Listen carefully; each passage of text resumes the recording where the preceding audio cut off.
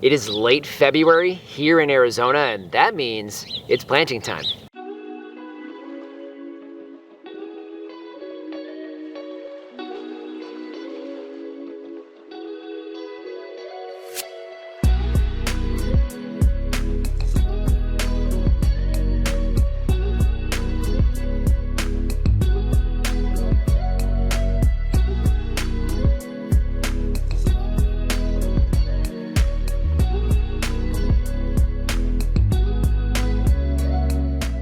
Hello everyone, this is Dwayne with Edge of Nowhere Farm, and we're coming to you at the end of February in 2024.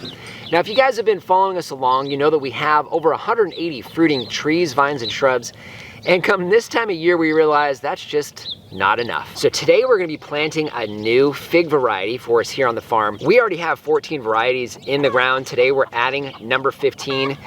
This here is a raspberry latte fig. Now the area that we're in here is where we have our ducks. So we already have several trees in here, 3 moringa trees, a green Greek fig that we planted about a year ago. It's done really well.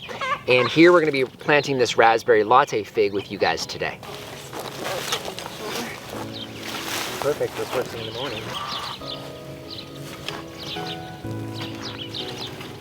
Okay, so I'm thinking is this the middle? Kind of centered. I don't know. I know how you are. You usually do count the pounds. So you are. 11 of them. So 5 and 5. on the 6th one. 1, 2, 3, 4, 5, 6. Right here. Is it good? Right here. It's in line. Okay. It's Lori Maybe approved. a little bit more. A little bit. Oh boy. Yeah. There.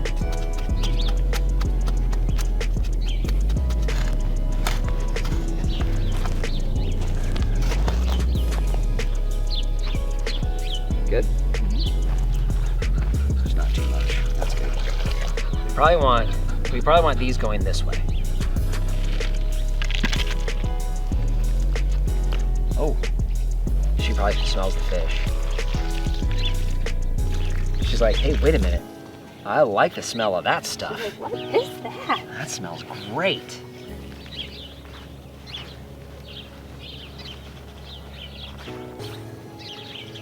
Hey girl,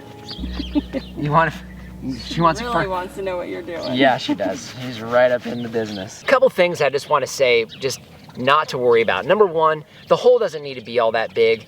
You know, you're conditioning the soil around it. You need these roots to grow out. We've talked about that before. Fruit tree roots grow horizontally more than vertically. So you want them to grow nice and wide. They need to get out into your soil, and figs do great in our soil here. Second thing is, we did put a little bit of amendment in here. We use a combination of fish emulsion, about 2 tablespoons, and also a vitamin B1. Both of those you can find at your big box stores like Home Depot or Lowe's. We mix that in a couple gallons of water, and we utilize that down in the hole initially, right before planting, and then also about halfway up of filling that hole. Really all we're trying to do there is kickstart some soil life with the fish emulsion. And the vitamin B1, yeah, I've read different things as far as whether or not that's effective at encouraging root growth, but hey, not gonna hurt, and we use it every single time we plant a tree. Now what we need to do is get our irrigation rings going.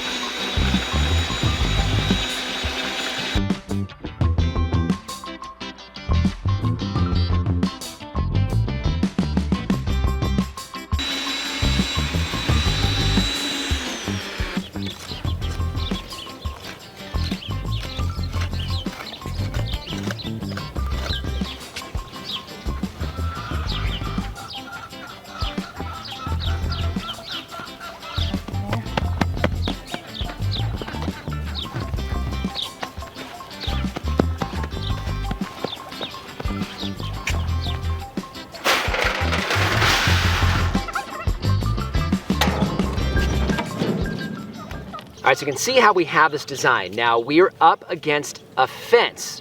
So if you're planting against a fence, this is really how we like to design our rings. What'll happen as the tree is younger, you have this inside ring that will fill up with water first. That's how we designed the channel. And then there's a spillway on either side that will let the water, once this is full, spill into the outside ring. And what you're doing is you're not only watering your new planting, you're also encouraging soil development as those roots continue to go out. This is a swale here and a berm, which means you have water that will be in here, will sit, will penetrate down and out. You'll have the exact same thing out here, a swale and a berm, and that will allow water to sink in and continue to penetrate out. That will allow this tree to grow into our hard soil 4 to 5 feet this way and 4 to 5 feet that way.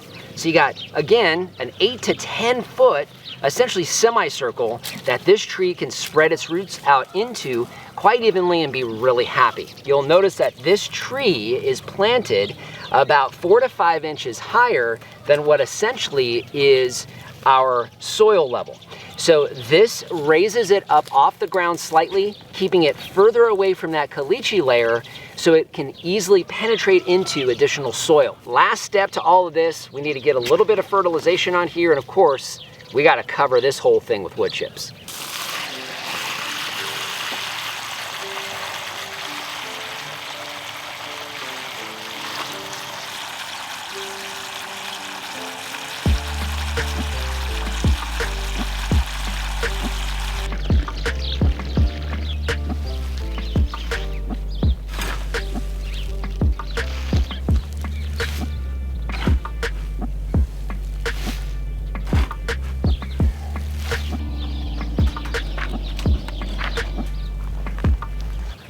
We had it pretty much like this.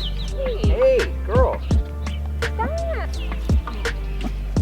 It's pretty much centered on it.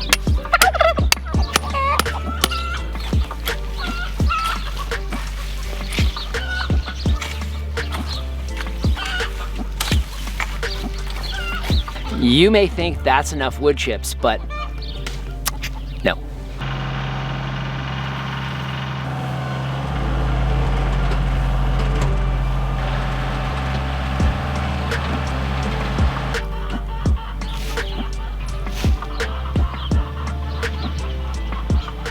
So we've probably got about a foot, maybe a little more in some of those swales that are down here on the outside rings, but lots of wood chip mulch because this tree here in just a few weeks is gonna just burst forth with new growth. You'll notice we ended up installing this fencing.